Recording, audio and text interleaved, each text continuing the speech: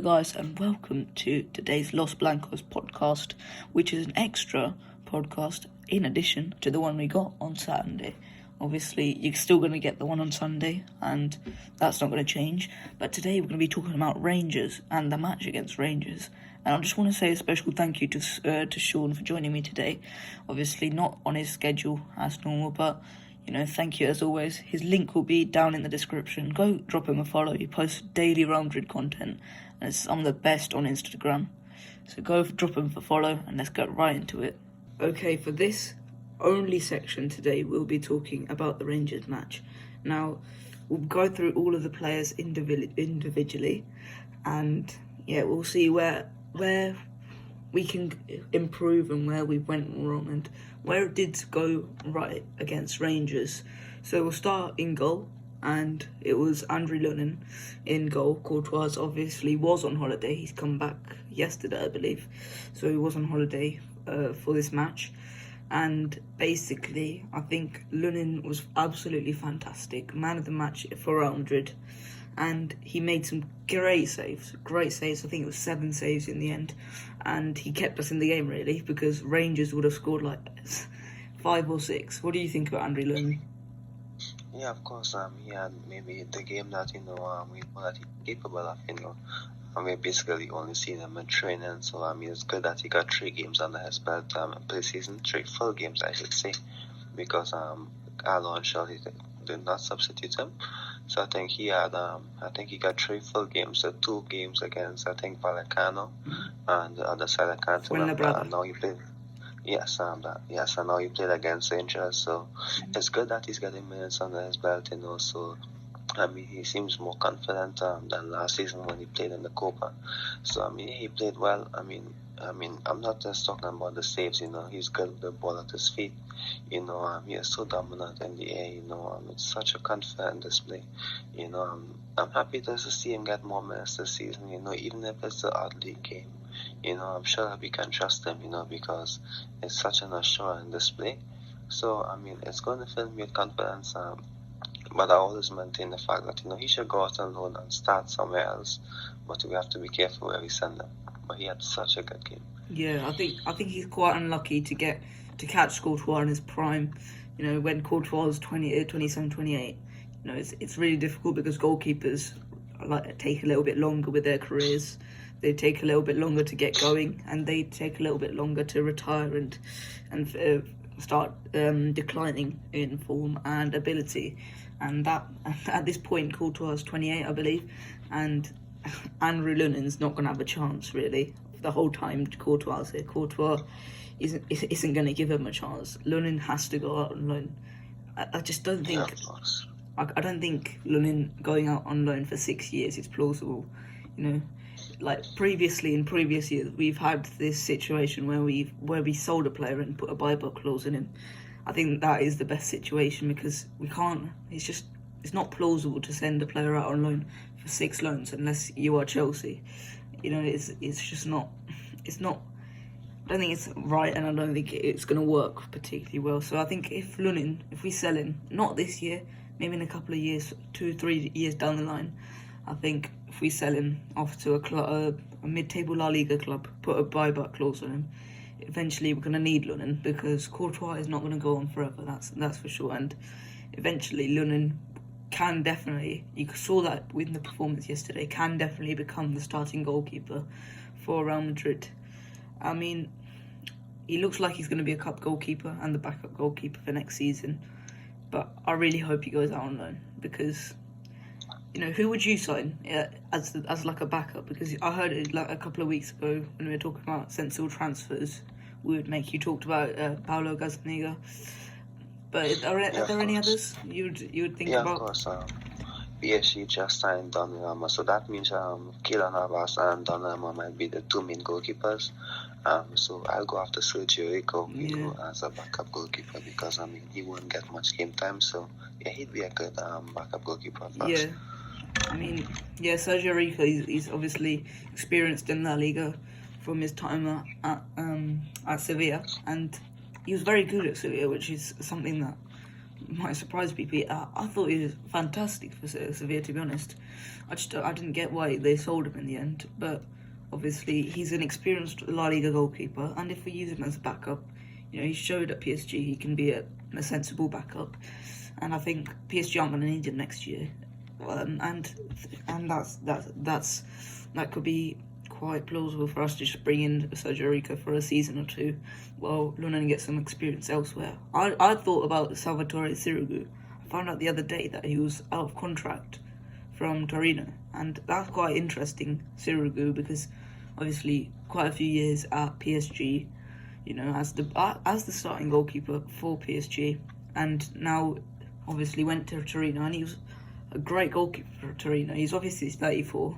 His wages aren't going to be the biggest, but they're not going to be the least at the club anyway. But he'd be a sensible pickup as a backup goalkeeper. Yeah, of course, I have to say that would be a good buy. I've actually seen him play a game last season against Juventus, and he wasn't that bad, for his age. So yeah, he'd be a good sign. Yeah, I think we'll move on to Marcelo now, and he got caught up so many times. He was caught out of possession so many times, and it was a nightmare playing him, because he was bullied really by Fashion Sakala, I think his name, and he was bullied by him who's just come into Rangers, and I can't see him.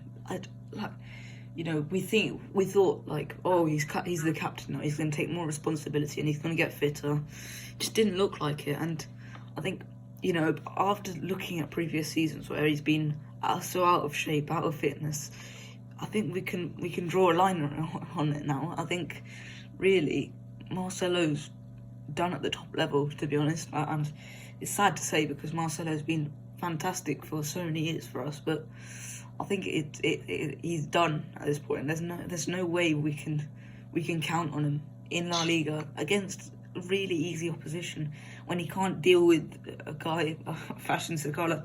No disrespect to him, but he just came out of Belgium being quite average. So I think Marcelo's just not good enough anymore. What do you think about Marcelo? You know what? At the start of the season, like you said, they were saying Marcelo's the captain, more responsibility. Then I saw on Marca that that Carlo Ancelotti and Pintas have been so impressed with how he worked in the off season, how he got faster, maybe a bit slimmer, but that didn't show. It's the same Marcelo from last season, And you know what? I would hate the fact, that just because of the past, you're going to start him in the league if Mendy's not there. If Mendy's not there, I want to see Miguel playing. Yeah. I cannot. It's going to be a nightmare for us if Marcelo starts the first game of the season, because he's going to be exposed. He's going to be exposed, and it's going to cost us. We've been through this last season. We've been through this the season before. And there's not much you can say. He was caught out so many times. He just didn't have the legs to get back. I'm going to touch on Odriozola as well. Of course, Odriozola was caught out as well. Of course, the team structure. Was a bit difficult. And the fullbacks are called out. Wingers are going straight at the centre backs after they pass the fullbacks. But you can see Odriozola tracking back and working hard, and sometimes winning back the ball, sometimes getting back in position. Marcelo, like he couldn't find himself. He looked so lost a few times. He looked like he had no energy to get back. And defend. And I just mean that I think that Miguel.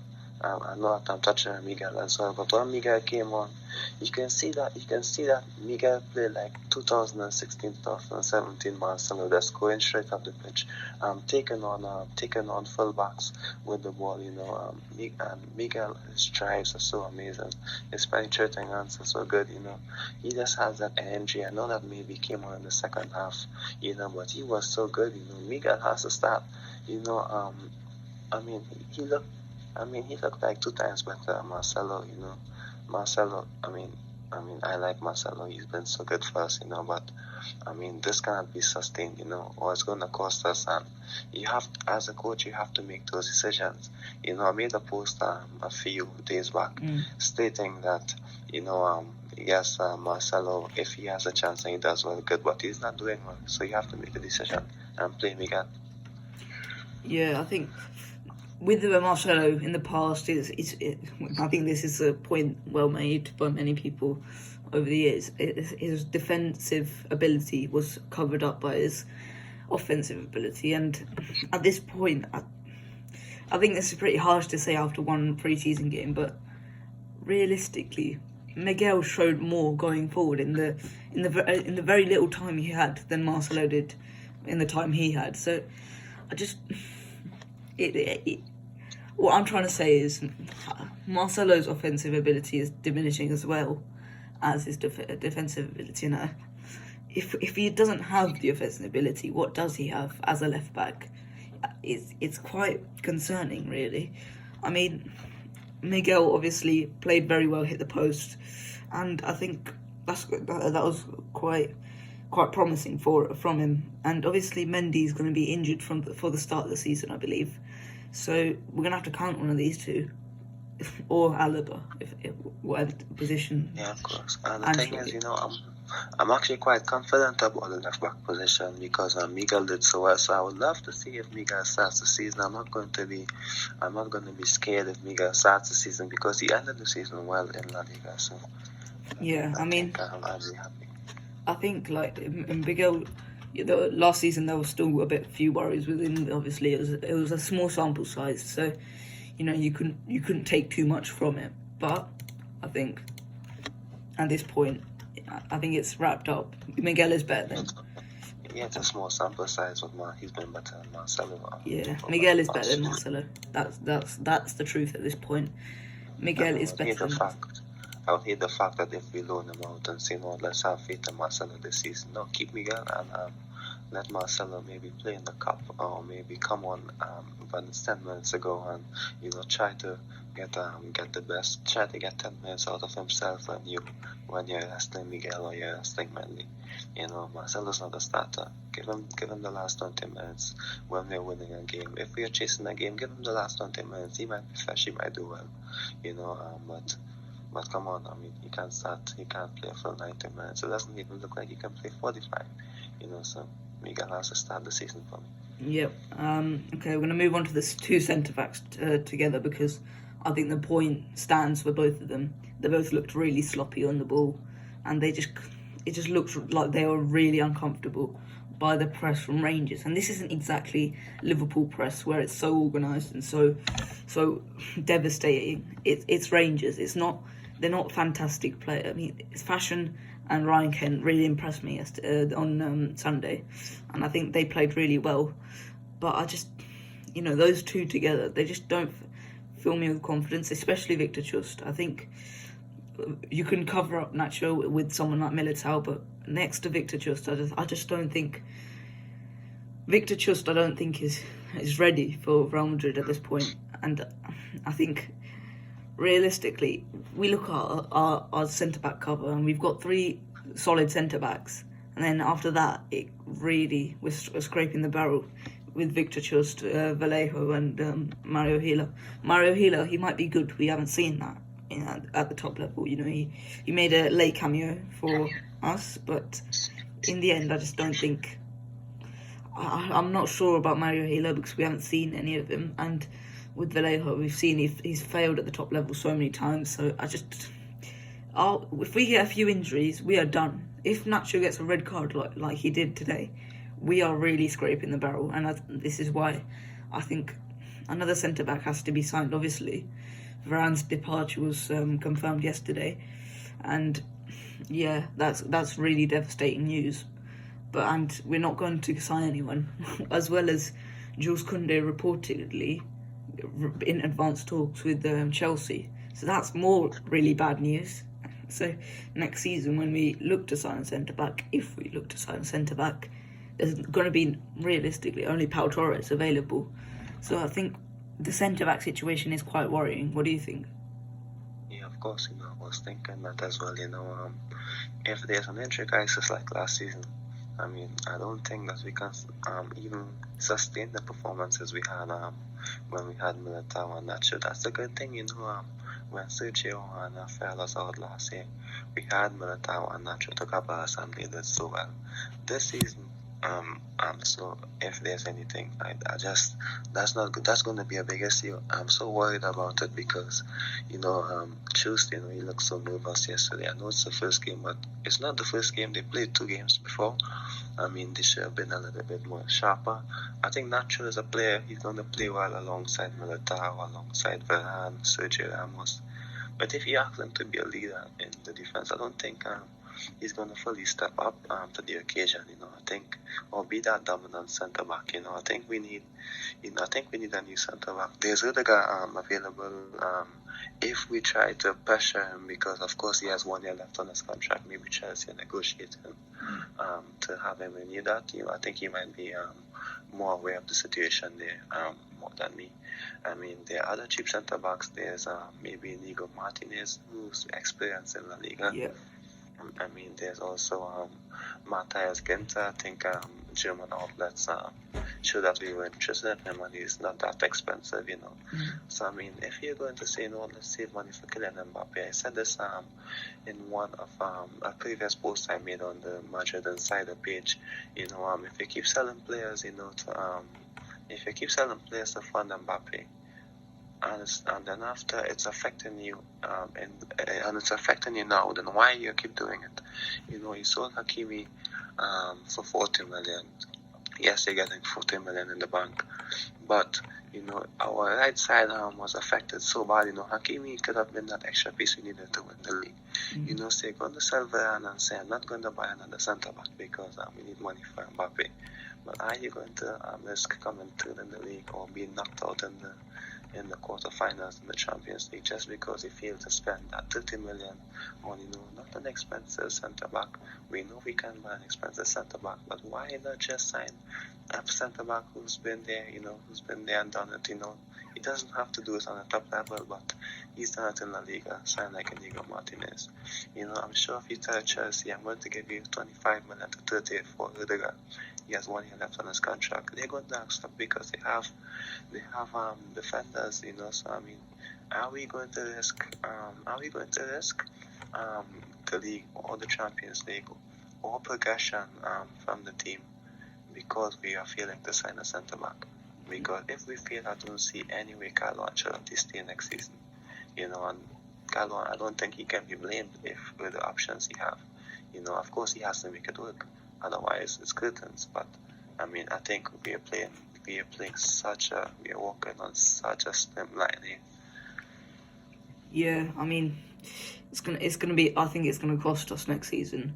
To be honest, like when the La Liga gets tough, towards December, January, that period, it's gonna show. The cracks are gonna show, definitely.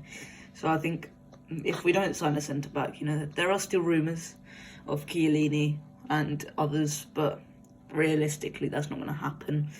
And I think the cracks are going to show eventually, and I don't think we're ready for that at all. I think we're going to move on to the 2 centre midfielders, and that's going to be Isco and Blanco. Now, obviously, Isco, everyone is excited about Isco because he got his new haircut, as well as starting to get more fit. So I think we were all excited about Isco, but it was a bit underwhelming in the end. I think he played the whole 90 minutes, which was quite good for his fitness. And I think in the end, he didn't play badly. I think that's the main takeaway. He didn't play badly like he normally would, but it was quite interesting to see Carlo deploy him as a deep line player rather than the guy that he used to be, dribbling through the defenders, mesmerising and like really silky. He didn't deploy him like that, and he played him as the deep line playmaker. Do you think his future was in that role? I mean, yeah, of course, maybe of course there are so many players ahead of him in attack, that Carlo Ancelotti's thinking, his best chance of game time, or his best chance, to be the Isco of all is to, play when there are more space available from deep, where you can make the passes. I think it was more 4-3-3 with him and Odegaard ahead of Blanco. But I mean, it's difficult to see him succeeding now at Madrid, especially as they have Tony, there's Luca coming back, Fedi's coming back. There'll be players ahead of him there as well. So I just think, it's early in the season. He has a chance to play him there. I mean, that's the only position, that's the only other midfielder we have to play there. So I think he's doing it out of choice, rather by chance. I mean, he didn't have the best of games. I think the midfield was quite slow. He didn't quite dictate the pace. But I think on the defensive side, I mean, Blanco was exposed so many times. I mean, there was about 3 times in the first half where there were ball coming in behind the defense, and Blanco did so well to cut out the danger. Blanco had a good game defensively, but he was exposed so many times. There were waves and waves and waves of attacks coming down. And he had the chance well. He did well. But it was just too much for him. So he didn't have a bad game. But he was exposed. On the ball. I think the build-up was a bit slow. From Isco and Blanco. There weren't any penetrative passes. I think the movement, wasn't that good. And I'm going to touch on Odegaard as well. Yeah. The movement wasn't that good because when Odegaard had the ball, you can see he was trying to quicken things up. You see he was trying to make things work, but the team was just playing so slow, that wasn't working. I think if the intensity was a bit higher, I think Odegaard would have done much better because I think he was trying to up the tempo a lot, and I think because of that he misplaced some passes, because we were so second to the ball all the time, but Odegaard actually, I was happy with his performance. Of course, he didn't have his best game or his top form, but you can see he was trying to make things work. He actually played a bit of intensity. Of course, that dropped off in the second half, but I mean, I think, if we maybe 2 weeks down the line against AC Milan, I think Odegaard is going to play better. I think he has to start again, but I don't think Isco should start the next game against Milan. I think we should go back with Tony and Luca because they are back in pre-season. I would like to see Tony, Luca, and Odegaard together in the next game, to see how that works out for us. Yeah, you can see where Odegaard fits in, and he just doesn't fit in around it, because we've played so much as like the passing style and like trying to pass through teams with low blocks. You can see where Odegaard plays, and that's dribbling the ball from deep. That's Odegaard's way of playing. And you saw for the goal, the only reason he carried up so high was that there wasn't really any options for him. He could have played it into Jovic, but Jovic wasn't making a big run. And eventually he did get it to Rodrigo, and obviously it led to the goal, but you didn't see that movement, and that's the thing. Maybe Odegaard's trying to drive the team on, and I think that could be good because against, like I say always every week, against Chelsea we saw no movement, no runs in behind, and that's led to our demise because we couldn't just break down the defence by playing on the final line, where like Rudiger and kept on pushing us off the line. So it wasn't really possible, and I think we've lacked that player to just drive through the team, through the opposition. I think that's where Odegaard comes in, and I think with someone like Vinicius, I think Vinicius and Odegaard could be a deadly duo because ultimately they play really similar. Because Vinicius is quick, he makes the run in behind, and he's quite ambitious. His reading of the game's pretty good, to be honest, with Vinicius. And you can see that with Arsenal. You could see Saka and Aubameyang all moving. Their movement's pretty good. So that with Odegaard, he's looking for the movement at all times. But Real Madrid, our players aren't looking for that movement. They're looking to play the ball into feet rather than running onto the ball, which it's not going to benefit Odegaard in any way. I think he was the one that was driving us on, and he was the one that was trying to be ambitious with the ball and trying to actually win us the game. But ultimately, no one else is on his wavelength, and ultimately he plays differently to everyone else. And I think it does quite make him quite an outcast. Obviously, there's been rumours that he's unsettled at Real Madrid, and it's quite annoying, really, him being unsettled. And I think if these rumours come out, I think eventually he's going to force his way out. And I think ultimately, we're not going to say no. Actually, we don't want to we don't want to stand in your way, and we'll just sell you. And it's just going to be another case of Marcos Llorente, Achraf Hakimi, Sergio Reguilon, and all these cases. And it's just going to be another one of those. If we don't learn to play on Odegaard's wavelength, then we're going to struggle next season, because Odegaard's going to struggle next season, and we're going to struggle next season because we won't have that extra element to play with. Yeah, I think so as well. Because like you mentioned in the game against Chelsea, we just didn't have any penetrative passes, or didn't have anyone to make those passes for the wingers. I must admit, we don't have a player like Odegaard in the squad. I mean, Toni Kroos, Luka Modric, they're so good, but sometimes you don't make that penetrative pass if we're against a low block. Freddie can be that excellent box-to-box midfielder. I think Odegaard can fit in. There's a chance for him. I just think that the coach Carlo needs to find a system, to get the best out of this team. That get the team playing against low blocks. I would hate, that Odegaard isn't playing well, or any striker or any midfielder isn't playing well, because the coach is struggling to get the best out of them. I think I'm not going to say it's going to be a difficult season, but it's the first game. I'm not gonna panic too much. I'm not gonna say anything negative, because it's the first game. Let the team train a bit more, and maybe we can be a bit more critical in the next game if it continues. We have to bear in mind that this is towards the end of Rangers' pre-season campaign. Their season starts in a few days. So of course, I heard that they were 1 week away from their season when they played us. So I do hope that we can up the intensity as well, for the next game, and maybe then we can see the best of the midfield, best of Odegaard. Maybe the team should be a bit more compact, so Blanco doesn't get exposed too much, or any defensive midfielder doesn't get exposed too much. Maybe if we had Casemiro in there, it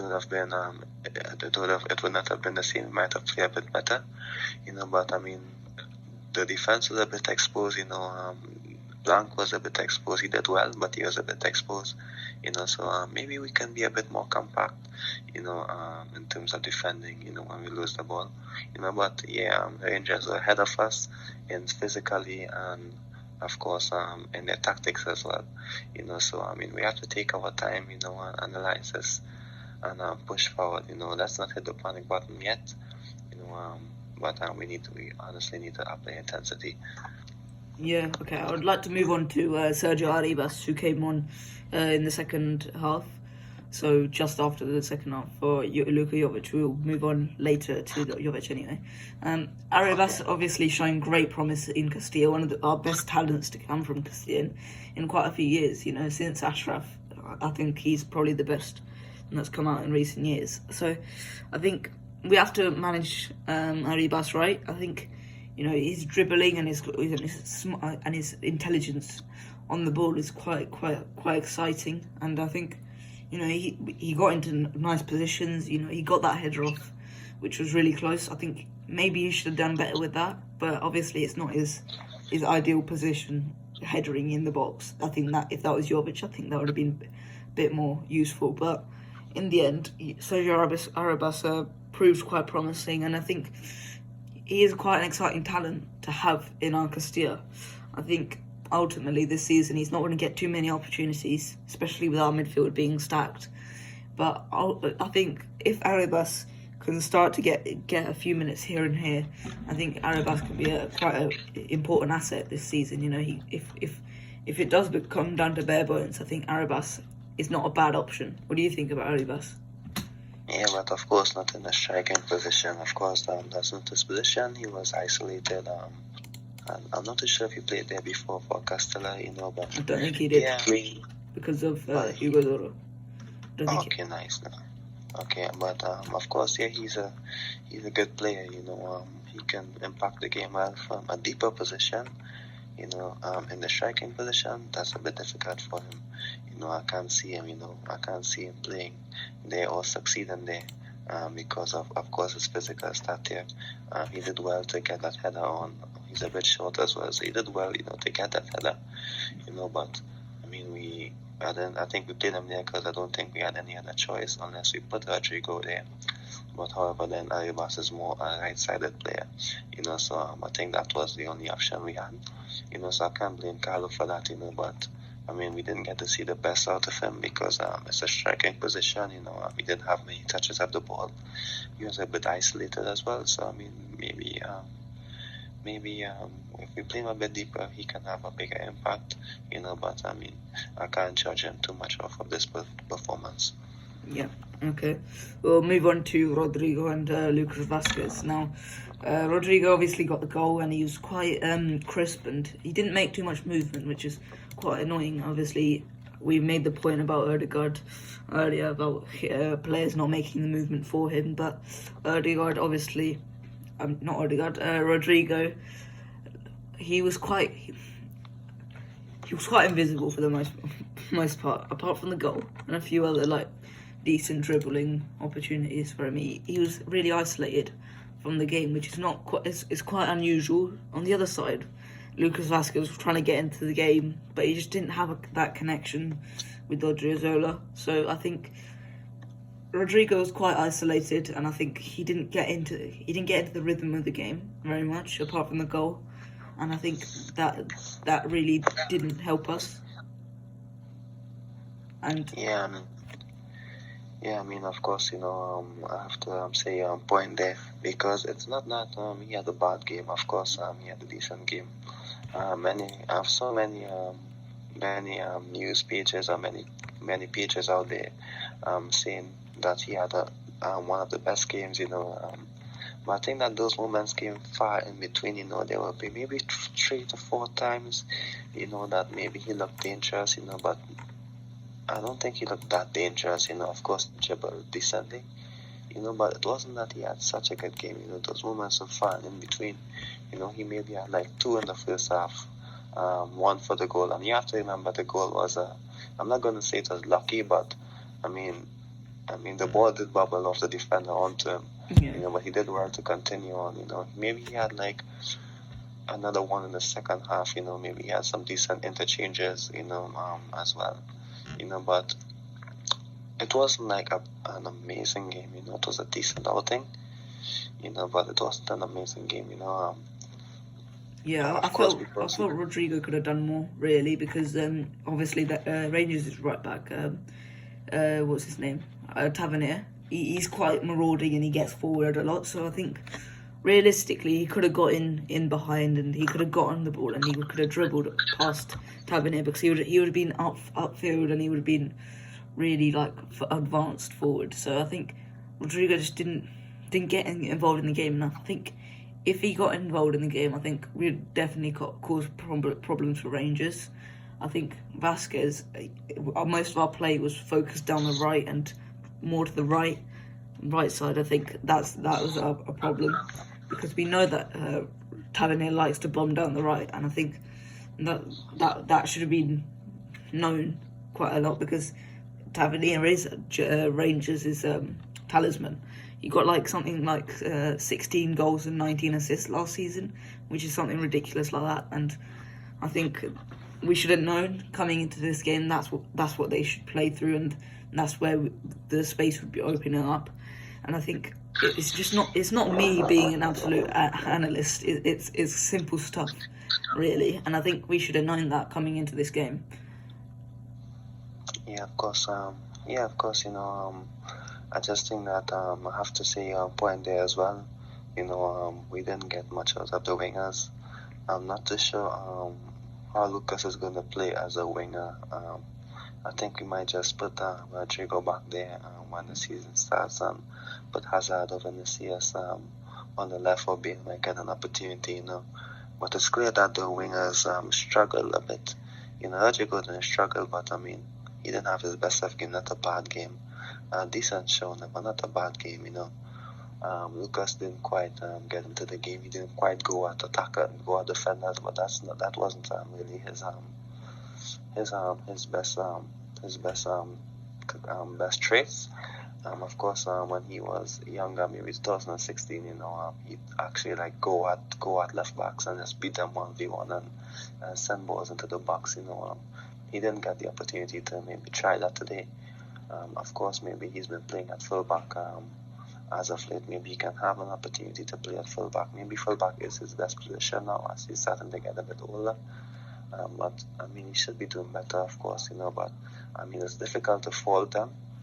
Because of the way the team played, but I mean, he wasn't at his best, Lucas, I think Lucas Vasquez is one of those cases, an average winger, but as a wing back, he is fantastic. And I think dropping him back one step was a really good move by Zidane. I think it showed his strengths, which was crossing and his work rate. And it also showed like he got rid of his weaknesses, which is taking on defenders and his lack of pace, really. So I think that really helped him, and I think that's what's kept him on. I think next season, realistically, Odriozola has to go. I think because not only do we have Carvajal, we obviously are going to play Lucas Vasquez on right wing back. I just don't think playing him at right wing is going to work in the coming season. So I think Odriozola has to be on the chopping block for next season. I think both Milans are interested, and I think if an offer comes in, I think we have to take it because our wage bill is getting a bit messy, and I think I think he has to be gone because a lot of our players don't want to leave. Mariano rejected multiple requests to leave. I think Odriozola, he's got ambitious offers from Milan who are trying to win Serie A. Same with Inter. So I think it would be a good move for him and a good move for the club at the same time. Yeah, of course. I have to say, it would be, but I don't think he'd want to leave now. Maybe if offer comes in, he'd leave, but maybe Odriozola leaving could be good for the club, clear up some space, earn a bit of cash, So yeah, I mean, it would be a good move, and Lucas can actually be the fullback. Lucas is not injured a lot. Of course he got injured last season, but he's not that injury-prone player. So it's not like we need like many players to cover them. A bit worried about how Carvajal is going to come back. I don't think he's going to be at his best. But I think he's going to do well, but I don't think he's going to be at his best in terms of going forward. I mean, he wasn't always the most solid defensively. He's decent defensively, but he wasn't always the most solid. So I mean, I hope he comes back and does well. Carvajal, after his injury.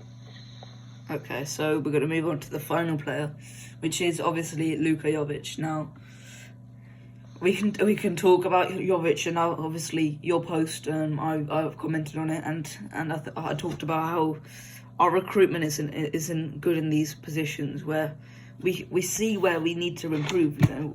Where we should have got a replacement or a backup for Benzema in the same mould as Benzema. That's not going to be easy to find, obviously, because Benzema is one of a kind, really, isn't he? In that complete forward who does literally everything. And I think Jovic it wasn't ever going to be the right move for Jovic and for the club. Reason being, Jovic is a poacher. You saw how he got those goals. It was in around the 6-yard box, just poking them in, just getting anything on it. And I think he's being forced to play as a target man or a complete forward. He's not a target man. He's not the guy who to hold up play and bring wingers and midfielders into it. And he's not a complete forward because his passing's not great, which is something I noticed. And he's just not that. His ball control's not particularly brilliant either. So you can see where we should have recruited. We should have recruited, not Andre Silva, because back then when we signed Jovic, Andre Silva wasn't doing very good. But someone like Andre Silva, who's really doing well as a complete striker, the guy to do everything. So like Jovic, I just can't see him succeeding at Real Madrid unless we play to his strengths, which is get crosses in for him, get through balls in for him, and just get him on the end of crosses and passes. And I think I don't think we're going to do that because so much of our play goes through the striker, and I don't think Jovic is prepared to do that. What do you think? Yeah, of course, he's a bit similar to Icardi in terms of his striking style. And that's not a bad thing because they're both good finishers. And they can do well when they're confident.